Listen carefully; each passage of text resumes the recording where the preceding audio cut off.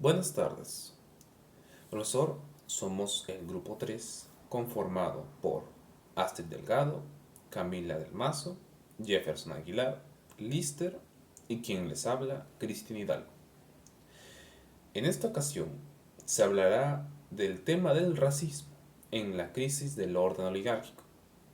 En primer lugar, en los años 1930 y 1968, cuando ocurría la crisis del orden oligárquico, acontecieron diferentes sucesos que afectaron a diferentes sectores de la población peruana, el cual ocurría que la gente de la sierra del país migrara del campo a la ciudad de Lima.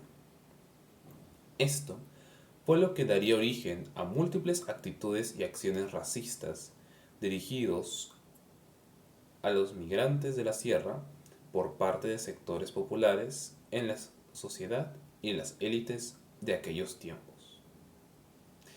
Por ejemplo, los limeños criollos eran casi obligados a vivir en zonas obreras, como el Rímac o la Victoria. Además, hubo un incremento demográfico provocando así la formación de las en ese entonces llamadas barriadas, que cambiaron su término por pueblo joven en 1968. Mi nombre es Lister y yo voy a hablar sobre el racismo en el contexto en la crisis del orden oligárquico en Perú entre 1930 y 1968. Fue un periodo marcado por profundas transformaciones sociales y económicas que llevaron un incremento significativo de la migración interna, principalmente de las zonas rurales andinas hacia Lima. Este fenómeno dio lugar a tensiones raciales y sociales donde los inmigrantes andinos, mayoritariamente indígenas o mestizos, fueron objeto de discriminación y estigmatización. Los sectores populares de la capital, como los residentes de la Victoria o del Rímac, reproducían estereotipos racistas que, según Contreras y Cueto, presentaban a los inmigrantes como una amenaza para la identidad criolla limeña. Estos prejuicios no solo reflejaban una discusión étnica y cultural, sino también una resistencia a los cambios sociales que la migración traía consigo.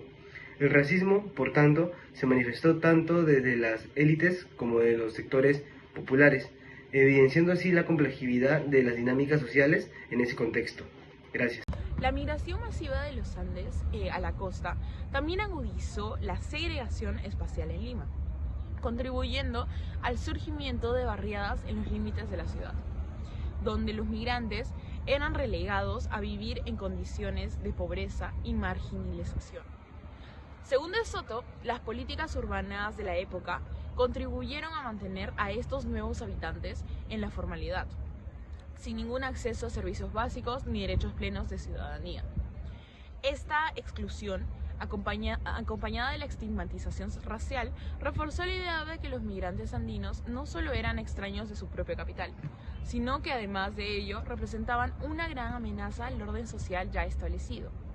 Por otro lado, el racismo no solo se manifestaba en las actitudes cotidianas, sino también en las políticas públicas, ya que durante este periodo las élites limeñas que controlaban gran parte de la población implementaron políticas educativas y laborales que favorecían a los sectores criollos y limitaban las oportunidades de ascenso social para los migrantes andinos.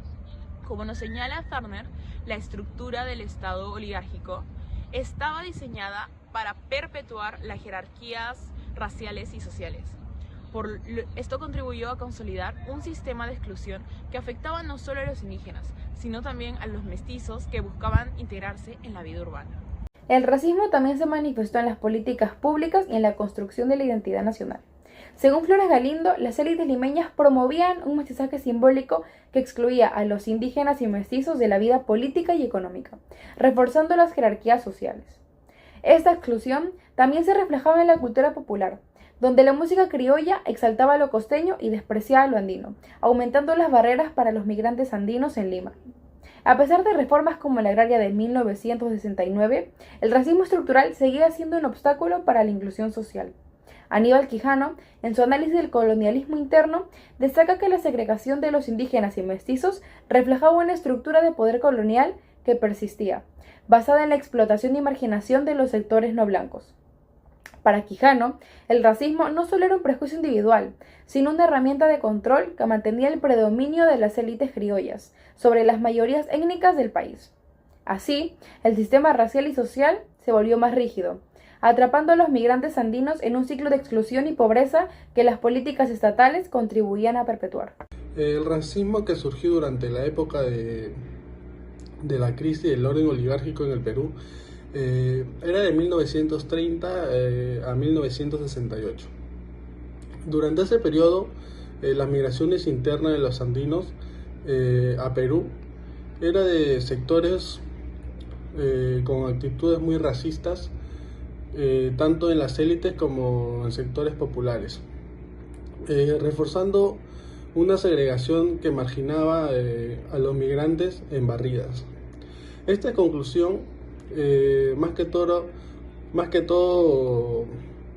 era una exclusión que no solo era social, sino que también se institucionalizaba a través de políticas que favorecían a las criolladas o a los criollos, limitando el acceso a los indígenas y mestizos.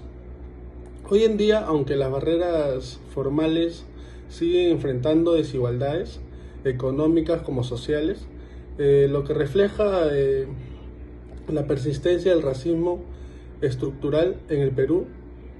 Esto se manifiesta a falta de oportunidades y a la estimación que sufren las grandes ciudades aquí, ¿no? Mostrando que aunque ha habido avances, las dinámicas racistas del pasado siguen presentes ahora mismo, como también podemos notarlo con ejemplos que nos pueden dar en ciertas regiones o poblaciones, ¿no?